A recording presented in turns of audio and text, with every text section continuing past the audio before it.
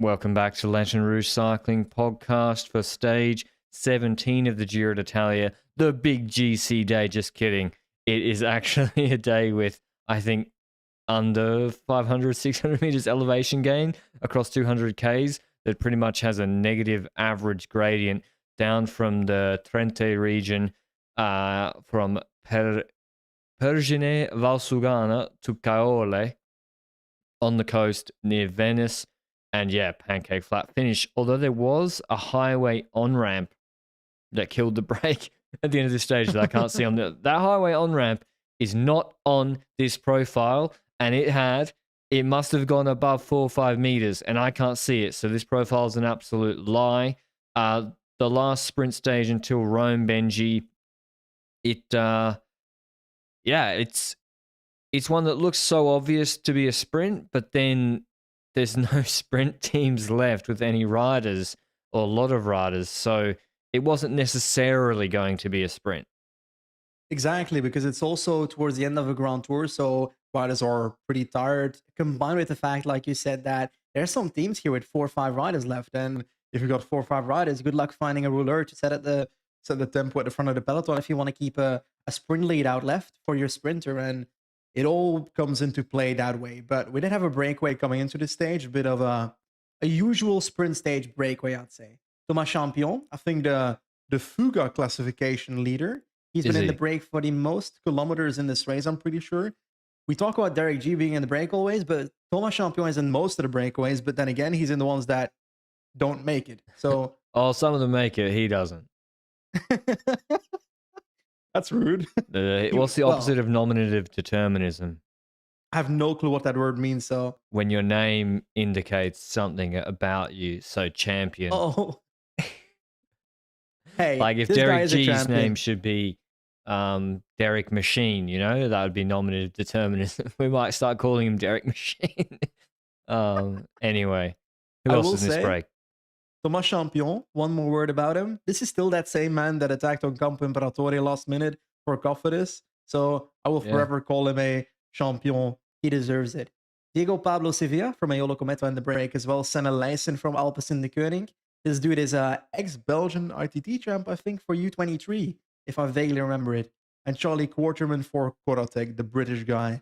This breakaway existed, but we had some other action. Matthews tried to get in the break, but Bahrain didn't like that, so they jumped on that and made sure that did not happen. Then Davide Gaburo, the legend himself, the myth, the man, the legend that stole the KOM points from Healy yesterday on the first climb. In that duo attack by Bardiani. He went on to an attack behind the breakaway and completely had a chasse patate. So maybe if he didn't do that yesterday, he might have had the energy to make it to the breakaway. Yeah. And Bardiani, they probably were getting screamed at to make this breakaway. Anyway, got kept on a tight leash, really tight leash, actually. I thought they'd get 4 minutes. It didn't seem to be much above 2 minutes for a lot of the stage. Sprint teams being Movistar, looking for that elusive win or even a good result for Gaviria here. Bahrain for Milan, the quickest man, but loads of corners in the final 4Ks. No guarantee. Matthews with no Pedersen here has got a fighting chance if they position him well. Who else can sprint? And then we're talking about Consani, Oldani, etc. Anyway, and Dainese for DSM, who've have they won a stage of the Giro yet? Well, they have not, because Leknesund got second. They did wear the Maglia Rosa for quite a while. But the aspect I want to mention there is also they've been switching around between those two sprinters quite a bit, to the point that Dainese hasn't necessarily had the chances that much on the flat sprints that I expected him to be. While Meyerhofer is the obvious pick for me for the hillier sprints, the more versatile stages. But we continue onwards in the stage, and we've got a bit of a wholesome moment with Marco Frigo, the dude that nearly won the stage that Dens won. The last stage that Dens won, Frigo, I think, was... No, that was not Dens. Wait a second. Helium McNuggets. Helium McNuggets. Yes, that's when... McNuggets. When Frigo almost caught up with them last minute. He's that man. He stood by the side of the road, drank some alcohol with some fans. So, yeah, apparently that's fine. Oh, it's all right. It's on a Wednesday afternoon. Anyway, break got caught for the most part. The break took the bonus seconds. Senna Layson attacked from it. He was the strongest from the breakaway. Yeah. And there was a moment with about, I would say, 12Ks to go where I thought there is a... First of all, the last 5Ks have a lot of corners, as I said, and road furniture. I could see Alpecin moving up. And I thought, if this gets to the last 3Ks, and they start blocking through these corners, and the gap wasn't coming down too quickly, because if you're Movistar, if you're all these sprint teams, it's a game of chicken, because Bahrain don't want to put Pascal on the front to chase. Yep. Movistar don't want to put Cantor on the front to chase. And Jayco don't want to put, I should say correctly who their last man is, but because he did a good job, but I'm not sure if it was Campbell, Stewart, or Free Hepburn, maybe. Anyway, they don't want to put their last guys on the front yet. So the gap is kind of hovering, and it's the 3-kilometer rule, which kills Senna Layson in conjunction with that highway on-ramp. That really blew his legs up. And then the Ben Swift-Puccio combo, putting Thomas in first position, did for him. And then we're going to have a sprint, Benji. And honestly, there's not too many discernible features about this sprint where it's like, this team took dominant control. I would say DSM probably set up the best, but very early, really early. And Cav was the opposite.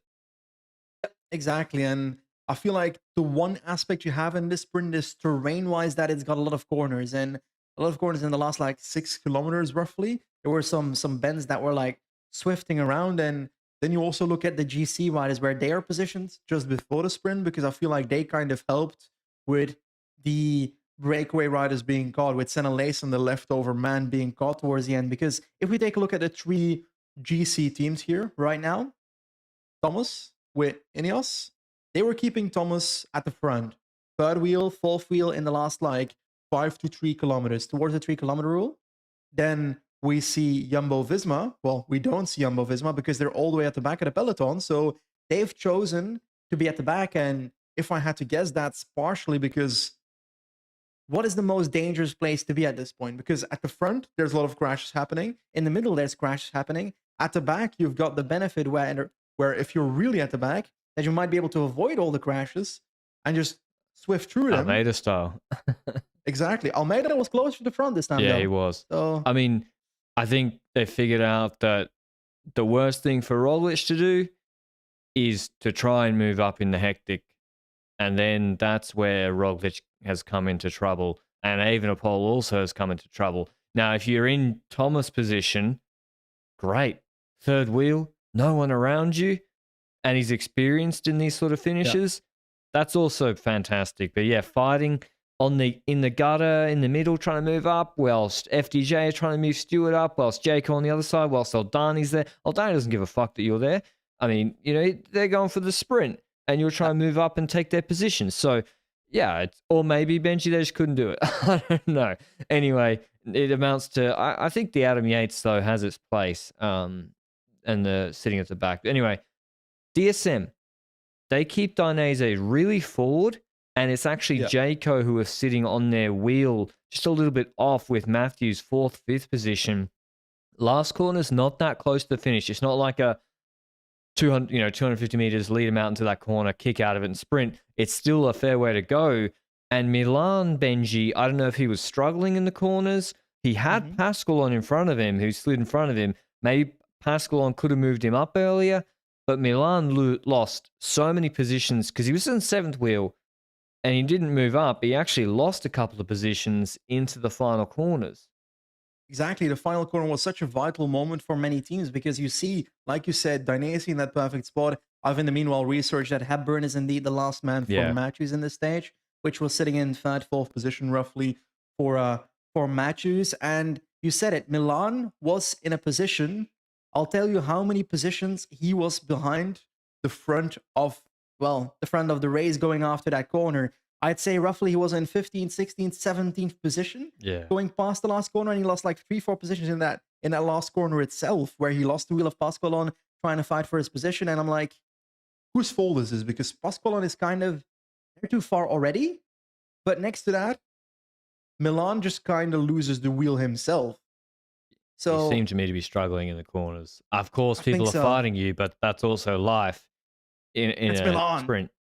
he could literally keep riding, and everybody hitting him would just fly to the side of the road. I actually don't think he likes it so much, the argy-bargy.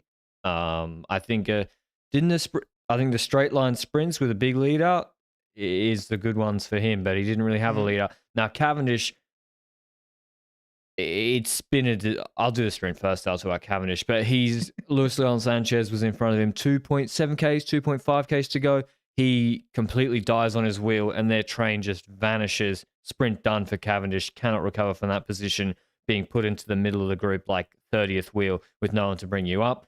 So I kind of was surprised he was trying to follow anyone on his team, frankly, but maybe he can't do it without them either. I think he probably could do a better job just freelancing. But anyway, Dainese left on the front too early. He stops. Big lead out then from Hepburn. Maybe even Blink could have let Hepburn's wheel go. It creates separation from their back wheel. It takes everyone by surprise because it's such a speed change. Bling then launches early, and it puts Dainese on a huge gap. Milan's already having to start his sprint, and Matthews nearly wins this stage. He sprints pretty much staying in the straight of the middle of the road, which gives Dainese a little bit of an easier run at his back wheel and then able to come out of his wheel. I mean, Bling probably could have gone to he safely could have gone to the barrier. There was no one there. He goes to the barrier. How does this change things? Given how close he was to the finish, could have, but he doesn't. Dainese gets into a slipstream. Milan started, but he kind of denies this. Like, Milan didn't really slingshot his, the way Jakobsen slingshot in Hungary really beautifully. Milan I felt like there were a few spots, particularly with Dainese, he could have used as a slingshot, and he didn't. He just stayed on the left, sprinting super upright. Didn't we say exactly the same on the stage where, was it the one where Demarchi and Clark were caught last minute when Pedersen was sprinting in the wheel of someone, and Milan did not use his draft, but instead sprinted basically next to him the entire time. And we were noting that down as a potential moment where he could have used the draft and then come out of Pedersen's wheel towards the end. It feels like exactly the same thing in this stage. It's like Milan, despite his track background, despite knowing what aero and so forth means, it feels like in this sprint, he doesn't benefit it as much. He doesn't use it as much to his benefit, following the wheels and so forth. So I fully agree. But regardless of that, the amount of positions he makes up from that last corner towards the sprint is absolutely insane. Yeah, it's a big sprint, but big numbies on the power meter don't win you the bonus check. And it's Dainese who wins the photo finish.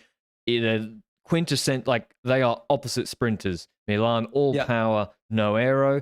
Dainese probably on the power spectrum of World Tour sprinters. I wouldn't expect to be in the top 10, 20th percentile, but very, very aerodynamic. And that's what wins him this finish ahead of Milan. Matthews, I think they played it really well, coming third.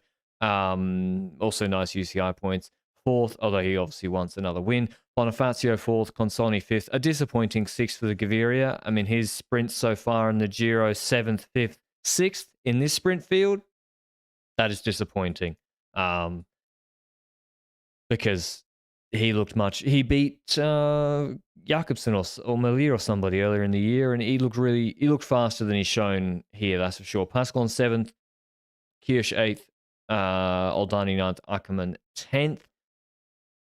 KOM, nothing else. Points, Milan, I think, has put Derek G away. I haven't done the maths, but he's now got a 94-point lead or 96-point lead on him in the points competition. So, Cav Benji. I said I'd go back to it. Why is Martin Lars a Turkish 2.2 race winning stages? And why is Case Ball not here? And why did they not sign Richese? I think indeed the latter is the issue. As in, I don't know if a Case Ball or a Martin Lars would have been able to solve this issue. It would have been better than this situation, though. If Hepburn's doing this, man. It would have been better than the situation, but I will say, I feel like Hepburn is a different rider, though. I feel like Hepburn is the kind of rider where it's kind of the Affini, the one-man lead out that keeps you forward. And Martin Lars, I'm like, he's more of a sprinty guy than, to me, is a one-man lead out. Now, Richese is the man that I think they fucked up with, because Richese was supposed to be signed with Cavendish at whatever B&B. that French team was called again, B&B Hotels. Jesus Christ, that's far, far away in my memory already. But the fact that they both fell out of that project because the project died, then Cavendish got signed, and instead of Richese, they signed Case Bull. I'm like, wouldn't you have been better off signing maybe Case Bull and Richese, or maybe just Richese? Because I'm like, no, the two of them. I agree, but if you only have one, I'd still would have chosen Richese. Yeah, I would have too. Because you can get more out of he's proven Richese and Cav together than you can out of Bull and Cavendish together, because that combo is unproven, and Richese's combo with Cavendish is proven from the past, from the Quick-Step days. Was that did Richese ever lead out Cavendish at Quick-Step? I'm not sure, actually. Mate, even if he didn't, he's proven as a last man, and he wasn't completely washed last year either. He was fine. Like, we're not asking for peak Renshaw here. You don't. Mate, no one's got peak Renshaw this Giro. There is no lead outs. It's a mess. This year we saw Richese no and San Juan second in stage 3. Yeah, he was quick. He chased Simmons. So I can't wrap my head around the fact that this guy is not leading out a World Tour sprinter, and especially Cavendish, who needs it. So anyway, regardless of that, we've spoken about Cavendish a lot. Yes, he is retiring. Yes, he's still riding the Tour de France. Yes, he's still got opportunities there. But based on this Giro, I don't have high hopes on his Tour de France stage win, to be honest. Well, yeah, him and Boll haven't been sent to the same program either. That makes little sense to me. But anyway, that was the sprint stage. Tomorrow's stage, another GC stage. No, there's nothing else we missed. We got to talk about Dainese for at least 5 seconds. Otherwise, Dainese fans, the 5 that exist on this planet, will be like, you haven't spoken about Dainese a lot. What do you want me to say? He's leaving the DSM most likely, because I feel like that relationship is fucked. But is it? I think it is. But looking at him as a sprinter, he's won a Giro stage 2 years in a row now. Yeah. But it's kind of like that Giro stage where there's no real top sprinter left, or no top sprinter in a competitive position, that Dainese ends up winning. So I'm kind of like, I don't rate the Dainese victory that high either. No offense. You said let's talk about Dainese, and you're shitting on the guy. I mean, I was just going to gloss over it. Okay. Wouldn't he be a great... Shouldn't YOLO pay a good chunk of money for him? Why? He can get... They have a real bunch sprinter for the sprints, because Albanese is not quick enough. And he can do a lot of, like, dot pro races. He can score a lot of points. Isn't Maresco the cheaper version of it? Nah, Maresco OTL'd yesterday, dude. He's not the same as Dainese. Well, obviously he would have OTL'd in the Giro, but I think Aiolo could have actually, like, won a lot of shit with Maresco outside of the Giro, no? Maybe. But Dainese is only 25. I'm overrating Maresco at this point. Yeah, there's definitely other options than Dainese that are cheaper, though. Where do you think he goes? Dainese, yeah. Ooh. If he's leaving. Well, we know that the rumor is that Milan is joining Trek Segafredo. Yep. So he's not joining Trek Segafredo. Dainese? Ackerman might leave UAE. Is he going to Bahrain? No. I don't know. I don't. I see it happening. That's the thing. Like, unfortunately for him, there's a lot of sprinters out of contract who have, I think, a higher, more hype around them. There's Sam Bennett. There's Fabio Jakobsen. There's Sam Welsford. That none of them are at the Giro. So Olav Koy is rated higher than Dainese. So it's a tough market actually for him to go into. Maybe Intermarché Benji seems like if Bonifacio, he's out of contract and frankly not as good right now. So maybe Intermarché seems like a good fit there. But yeah, big win for him. Are Milan and Welsford the next 2 top sprinters?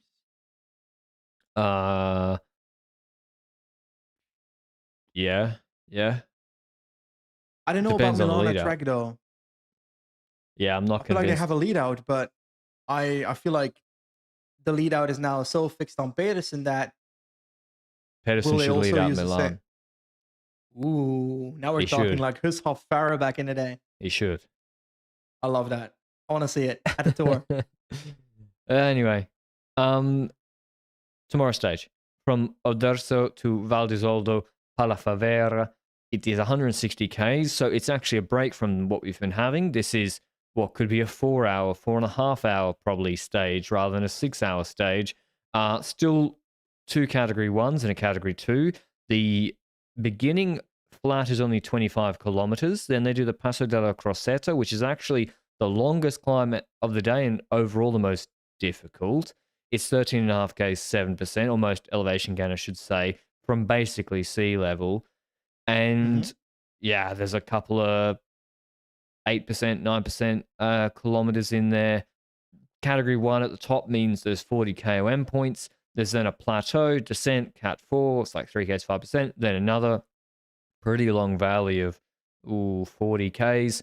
And then a gradual rise of 5% warm-up climb. Then 2 climbs back-to-back, quite steep, but short. Forcella Cibiana, 10 Ks, 7.5%. And the last 5 are quite steep descent. Then a bonification sprint just before the Koi climb, which is 5.5 Ks, 9.5%. Olav won't be here, but the last 3 Ks are quite steep, or at least there's 3 Ks here, which average 11% for another 2-kilometer descent, and then a pickup of 2.3 K, 7%. This looks like a Vuelta stage to me, Benji, not a Giro stage. It kind of does, but because you just made an Olaf Koy joke, I'm going to have to just stay unresponsive for the next hour because that is just illegal and you should go to jail for 20 years at this point. But that being said, this parkour, I kind of like it because it's kind of something different in the Giro. I am wondering, though, if we take a look at the stage and we think about GC for a second, Ineos is obviously leading GC at the moment. Oh, yeah. What is the gap? I'm not talking about the gap for a second. I'm talking about the factor that I believe the break is going to win this stage. Because while GC action will happen here, in my opinion, I think the break is going to be... UAE is not going to control because they don't have a full team. And I think they want to use it effectively. They don't have a full team, though. Who has a full team? Jumbo has a full team? Yeah, but would you rather have Jumbos or UAEs right now? I would rather have UAEs, but I wouldn't use it to chase down a breaker when I can use it to try and ride on the climbs to try and make it hard for the GC riders. Fair enough. Well, Gibbons and Ackerman, why can't they ride? Okay, Ackerman, you're right. But, well, they're going to have to pace the uphill section to Pieve di Cadore in the middle of the stage. Yeah, I'm just saying. I'm just saying UAE's not a bad squad right now, and they got Ackerman and Gibbons can ride. No, I was just saying, should they ride? Obviously, Almeida can take bonus seconds if it comes to a sprint or something, but I would rather see them do it on the Trecime stage than on this stage. I agree. Because if they spend their entire team on Val di Zoldo, the coming stage, then they come to stage 19, and Ackerman and the Gibbons are like, cramps in my legs, guys, after stage 18, and they're going to be like, well, okay, we need you to pace... legs, guys. They need to pace the Passo Campolongo on stage 19. That's the first climb there, the Valparola. And then on Passo Jau, you send the big guns and Tricroci and stuff for Almeida. So I'd be focusing on tomorrow's stage to have just the hit, do some action towards the end. But should you even do that? I think you should. Is Almeida even better than Roglic on this parkour? On paper, no. And Roglic, like, he had a wobble yesterday, but he wasn't dog shit. Like, when you look at the watts difference, it's so small. So over the whole climb, Almeida was 6 watts better than Roglic. So that's sort of like, how did Roglic not know that he had bad legs compared to him? It's like, well, do you know at the base of a 50-minute climb if you have 6 watts less? Now, should Dennis have paced that hard? I don't think so. And then UAE kind of let Jumbo do that and then smashed Roglic in the mouth with Vine. But tomorrow's stage... Yeah. Is Jumbo willing to put Affini at the front to try and control a breakaway? Hasn't Roglic been cleaning up stages like this for years? Yeah, but Yesterday we said the bloody same, but he wasn't at his best yesterday. But yes, I didn't know about that yesterday. It was 5,000 kilojoule day, Peak 5,000 wins Denver. Yesterday. What is that's an interesting discussion actually. What is peak Roglic? Kola lost Roglic. Doesn't exist anymore. No. What do you mean doesn't exist? It did exist. Doesn't exist anymore. Okay. No, it's just because it's always like peak Roglic is a thing, right? Oh, if only peak Roglic. Just like, yeah, but he crashes 4 times every Grand Tour. He's crashed out of 3 of the last 4. He's crashed 4 times in this Grand Tour. So, what is peak Roglic? We've had it once in a Grand Tour in the 3rd week or last 7 stages. Vuelta 21 on Covadonga. Yep. We've had peak Roglic once. But I agree, like, yeah, he should probably be with Thomas and Almeida, not with Dunbar, no matter what the Watts calculations say, even if it had been a hard stage. But tomorrow is just not as, it just can't be as hard.